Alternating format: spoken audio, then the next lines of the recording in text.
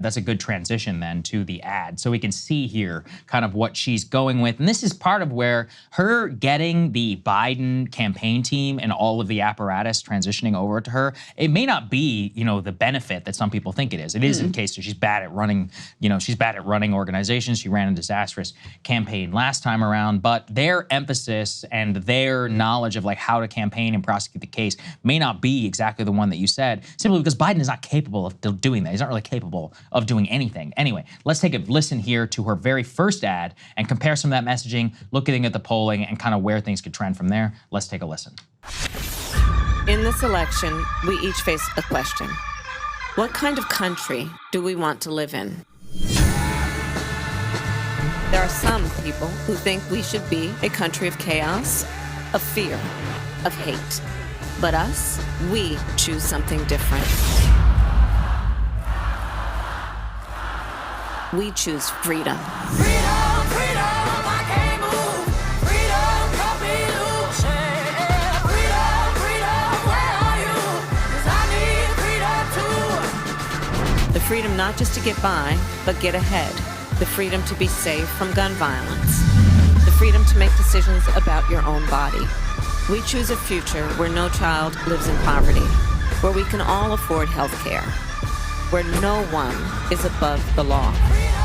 We believe in the promise of America, and we're ready to fight for it. Because when we fight, we win. So join us. Go to KamalaHarris.com and let's get to work. I'ma keep on running 'cause the winner don't quit on themselves.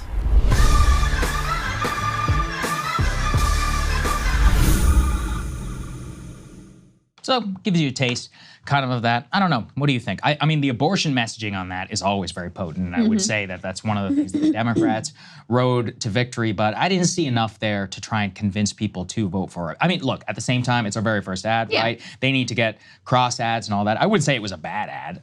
It's one of those where as long as you hammer home abortion, the quote unquote freedom agenda, and you like mention some economics there at the end, I don't know. I wouldn't say it was the best. I wouldn't say it was bad either. It's definitely better than whatever Joe Biden was putting up there. And that's part of the difficulty in all this analysis. The normal rules don't apply because when your previous candidate was so old and people were so despondent. I mean, and that's one thing we can't really count out. So many people who were really hated Donald Trump and were just resigned to loss. They were in a state of what we can only describe as basically depression. And then that flipped on a complete dime. And their enthusiasm here from the white lady call or whatever with pink, on the Zoom and all that. Listen, I can make fun of it all I want, and I do think it's a weird phenomenon, but I am not stupid enough to say, hey, that this is not gonna matter. This stuff matters a lot whenever it comes to voting, and given the potency they've been able to bring to politics from Ohio to Kentucky to Kansas, never count them out. Yeah. No, I actually think it's a good ad. I think it's a good opening ad, and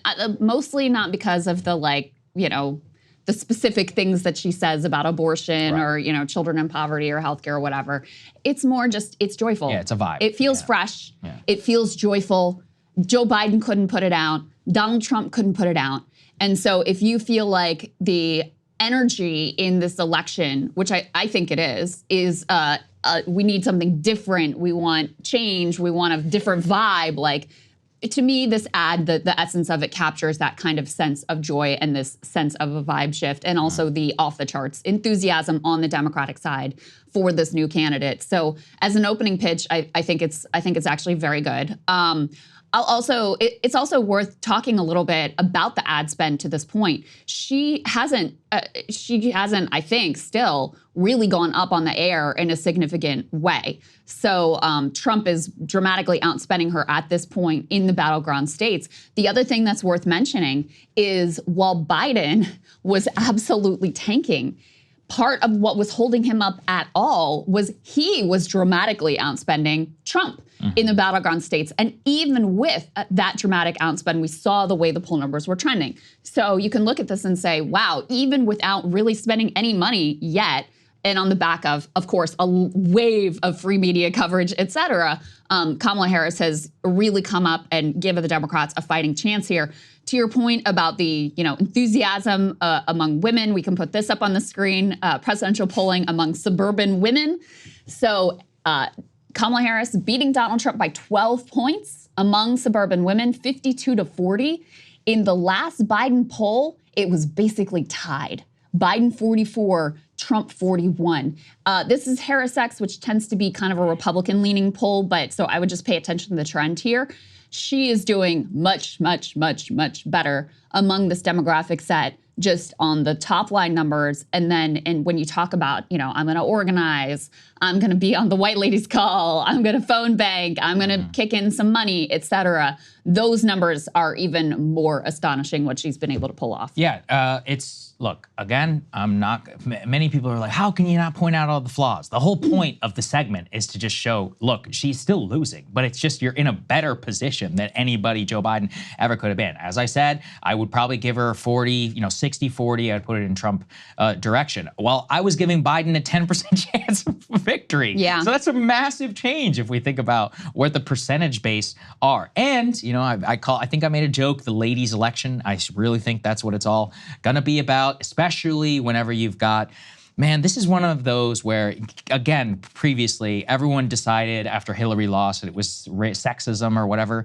that cost her. I don't think there was ever a better time to have a woman who is at the top of the Democratic Party. You have a huge amount of suburban white women, especially, who are voting for them in bigger numbers than ever before. And when abortion is the centerpiece, look, even as a guy, talking about abortion, it's weird, right? Because one of the other things, what do people always say? Well, you don't know the stakes. I mean, in a certain sense, they're not wrong. Like, there is something like personal about the issue. Not saying I'm not allowed to have an opinion, but it feels strange. But to have a woman who's quote unquote prosecuting the case on it or to talk about it, I think that's a strength. It's one of those where, look, I think you can drive people out more. You can talk about it in more personal terms, and especially whenever it's against Trump and the person who appointed all the people for Roe versus Wade, it's gonna hit different than Joe Biden, who, is, I don't know, this weird, like, old energy or whatever about it. He never particularly found his sweet spot on abortion. He was just a beneficiary of it. Part of the reason why people like Gretchen Whitmer and other politicians like her have been doing so much better than Joe Biden at a state-by-state level. So anyway, I would put that where this is probably the best time to ever have a Democrat who is a woman at the top of the ticket. She benefits from the fact she is the sitting vice president. Yeah. So, that helps people imagine her in the role. That's always the benefit of being the sitting vice president. That's why they so often go on to be their party's nominees and, in history, becoming the president of the United States. So she benefits from that. But she seems to be, at this point, kind of unsaddled by the Biden track record and the way people feel about the Biden administration, because they're not wrong to perceive she was on the outs with them. So True. She has this, at this point, this kind of sweet spot of getting the benefits of being in the office and having all of the credibility that confers without having to be saddled with the record and the, at least in public perception. I'm not saying that's the way people should look at it, but in terms of public perception, she's not burdened by the record and is being able to shake off the sort of Biden funk very quickly if we just look at her favorability rating. To your point on abortion, just to follow up there are very few things that I think Kamala Harris actually believes. Smart. She's finger in the, there's no doubt. You look at her record in California versus in the Senate versus when she's running for president versus under Biden. I mean, she's all over the place. She clearly just, wherever she thinks it's most advantageous to be. No doubt about that. The one issue where I think that's probably not true is abortion. Yeah. I think she really believes it. I think she's very credible on it. And Joe Biden, has throughout his career barely been pro-choice. He's been one of the most pro-life Democrats. He's Catholic.